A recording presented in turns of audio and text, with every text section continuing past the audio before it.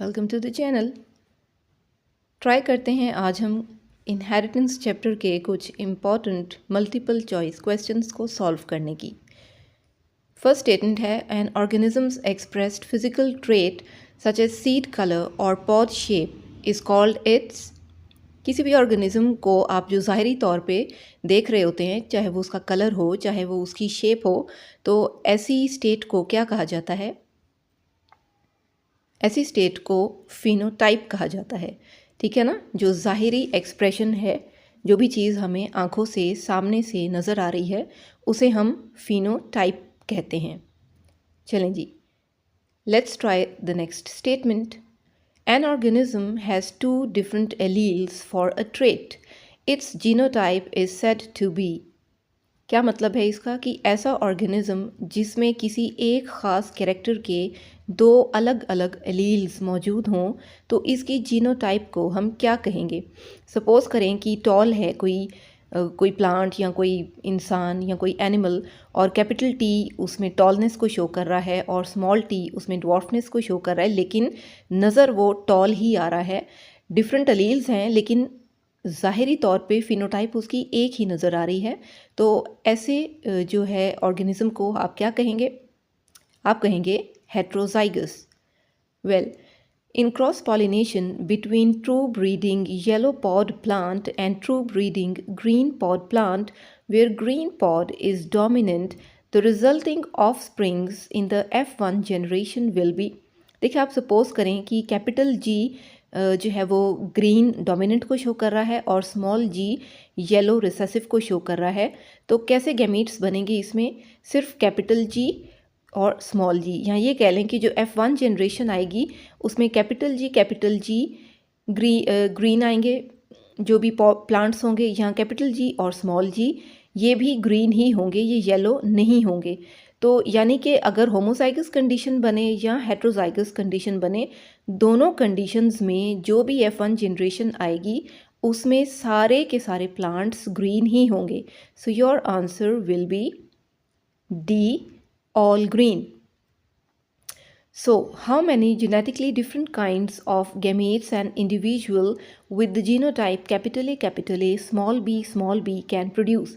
देखिए, एक इंडिविजुअल है, उसमें एक एलील है जिसके ऊपर एक जीन है जिसके ऊपर एक एलील कैपिटल ए का है और एक एलील स्मॉल बी का है।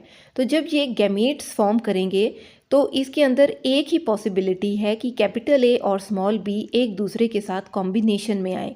तो जो भी गैमीट्स इस तरह के इंडिविजुअल्स में बनेंगे वो एक ही तरह के गैमीट्स होंगे। So your answer will be A1। Which of the following statement regarding the genes is false?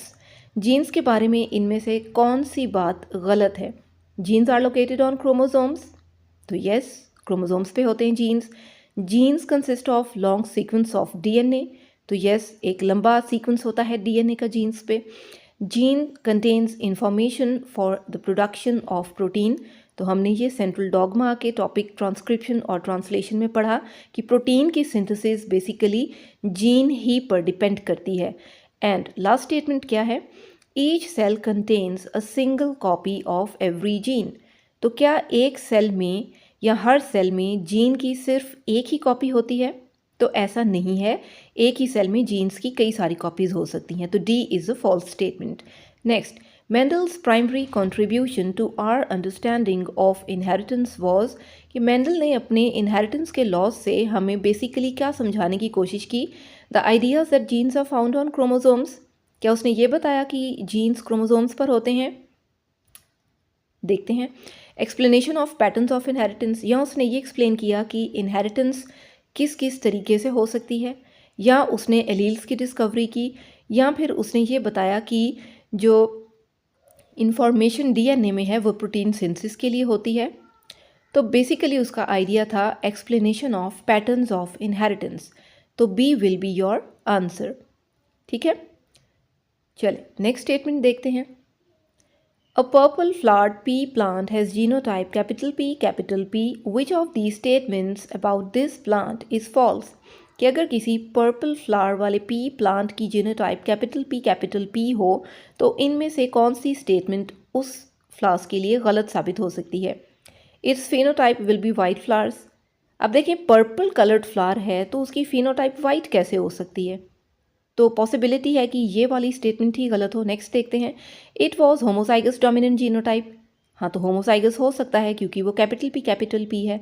When bred to white flower plant all offsprings will be purple flower, कि अगर उसे वाइट फ्लावर्स के साथ cross करवाया जाए तो उसमें से पर्पल फ्लावर्स आ सकते हैं। तो यस आ सकते हैं। All gametes produce will have same flower colour allele, तो क्या सब फ्लावर्स के सेम ही एलील होंगे? तो ऐसा नहीं है, इसमें पहली स्टेटमेंट ही रॉन्ग है, ए। ठीक है।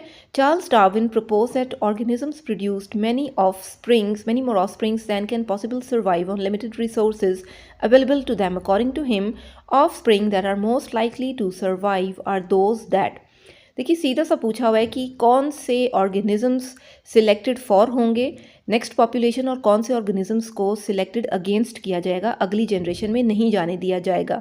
क्या वो जो कि ज़्यादा जल्दी ग्रो करते हैं या जल्दी पैदा होते हैं? नहीं। क्या वो जो लंबे होते हैं या ज़्यादा गुस्से वाले होते हैं? नहीं। क्या वो जिनको कोई शिकार नहीं करता? नहीं।